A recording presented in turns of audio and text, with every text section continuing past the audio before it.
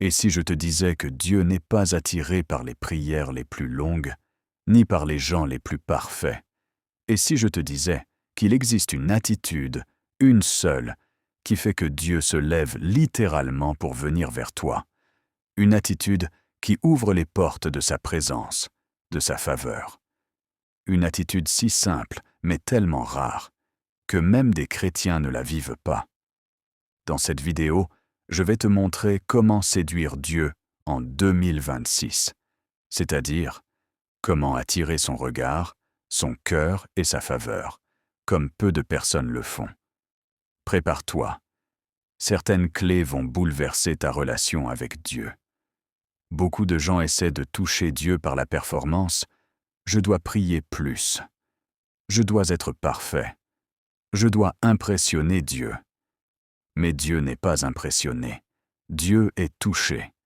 Et ce qui le touche, ce n'est pas ce que tu fais. C'est ce que tu es devant lui. Alors aujourd'hui, on va voir comment toucher le cœur de Dieu en 2026, d'une manière authentique, profonde et puissante.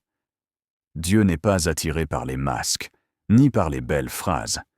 Il est attiré par la vérité, même quand elle est brutale. Tu peux venir à Dieu, brisé, fatigué, en colère, découragé, perdu. Il préfère ça à un chrétien qui fait semblant. L'Éternel est proche de ceux qui ont le cœur brisé. Psaume 34, verset 18. En 2026, si tu veux attirer Dieu, arrête de faire semblant, commence à être vrai. La plupart prient pour recevoir quelque chose, mais ceux qui attirent Dieu prient pour qui il est, pas pour ce qu'il peut donner. Dieu est profondément touché par ceux qui disent « Seigneur, je veux ta présence avant ta bénédiction ». Prends juste 5 minutes chaque jour pour dire « Je suis là, juste pour toi ». Ce langage, crois-moi, Dieu y répond. Tu cherches un grand miracle? Dieu cherche une petite obéissance. Fermer une porte à une mauvaise habitude, pardonner quelqu'un, dire la vérité, renoncer à quelque chose que Dieu te demande.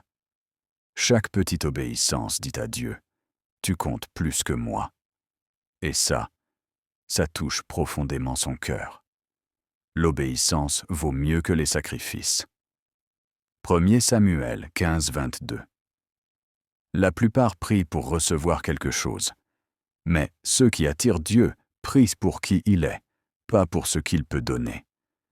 Dieu est profondément touché par ceux qui disent « Seigneur, je veux ta présence avant ta bénédiction ». Prends juste 5 minutes chaque jour pour dire « Je suis là, juste pour toi ».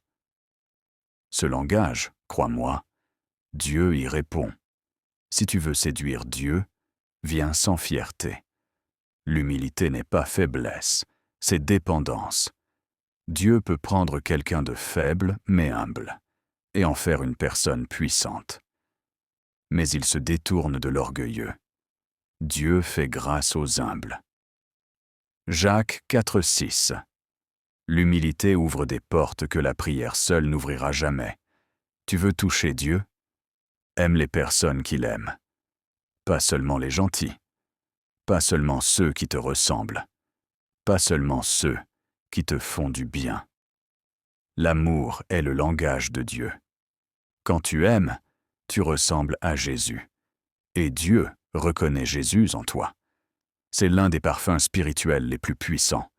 La présence de Dieu n'est pas toujours émotionnelle. Parfois, tu pries et tu ne ressens rien. Tu lis et c'est sec. Tu adores et tu es fatigué. Mais rester fidèle même sans ressentir, ça séduit Dieu. Parce que tu lui montres « je t'aime », pas seulement ta présence. La constance touche Dieu plus que l'intensité. Séduire Dieu, ce n'est pas être parfait. C'est être vrai, humble, aimant, obéissant, constant. En 2026, si tu appliques ces clés, tu vas attirer plus que sa faveur. Tu vas attirer sa présence. Et c'est le plus grand trésor qu'un humain peut connaître.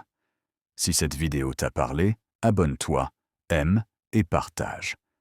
Écris en commentaire En 2026, je veux toucher le cœur de Dieu.